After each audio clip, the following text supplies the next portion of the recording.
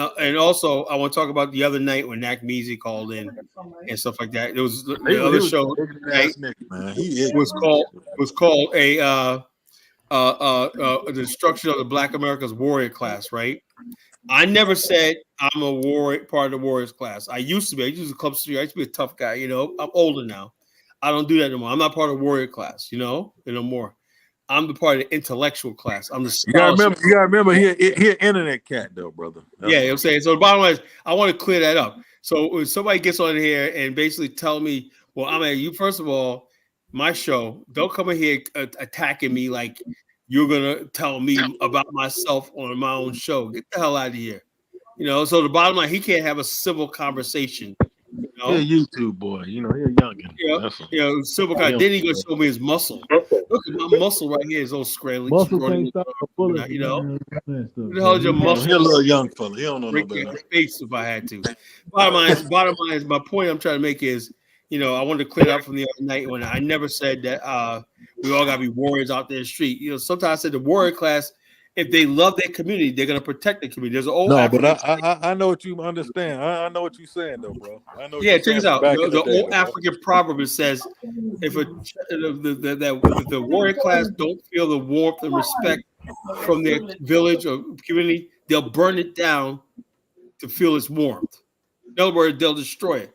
What we have is the gangs and everything. That's that warrior class, basically, who feel dejected from their community, and when they destroy. What you see is a deliberate destruction of Black America by people who are Black, who feel like they're not a part of it, so they want to destroy it. That's what we see right now, you know. And I'll try to get that across the other night, you know. For Nakmeezy called in trying to freaking. You have a very beautiful show. I enjoy your show. I like the people here, but I don't like the other fake Black that's coming Indian, fake who want to attach herself to Black. You understand me? I hope she find a. Look, there's always going to be people. You're African. Some other reason. We different though, brother. You got to remember, you 100%. We mixed. We mixed, man. We came over. We totally mixed. We got other shit in us, brother. We ain't 100% African. I'm 70% Nigerian, Kadala, but everything else is mixed up, brother. All right. With that being said, you know, it was a beautiful stream. Leave it on, bro. Keep it moving, bro. You can go to sleep, bro. Let it okay, go. if you guys want to sit on here and talk, keep it rolling, bro. I'm in the live stream. Yeah. Yeah, we're bored. Don't leave it. How is I can go to sleep without hearing this? You know, unless I end this thing altogether. Just put it on mute on your end and just keep it going, bro. I don't know how to put it on mute. Man, you know how to put it on. Don't play no games, bro. I don't know how to put it on mute, bro. Click on your screen on your laptop and put it on earlier before. Oh wait, you talking about on my computer? Relax. Yeah, on my computer. The volume. Okay, I see. Don't. Now you ain't ancient. Come on now, Carla. Yeah, okay. I see. You said use my volume. It's okay, Carla. We know you old. All right, you're old, but you ain't that old. You know, you doing business. You ain't that goddamn old. All right. Carla's not old. Carla's my parents' age.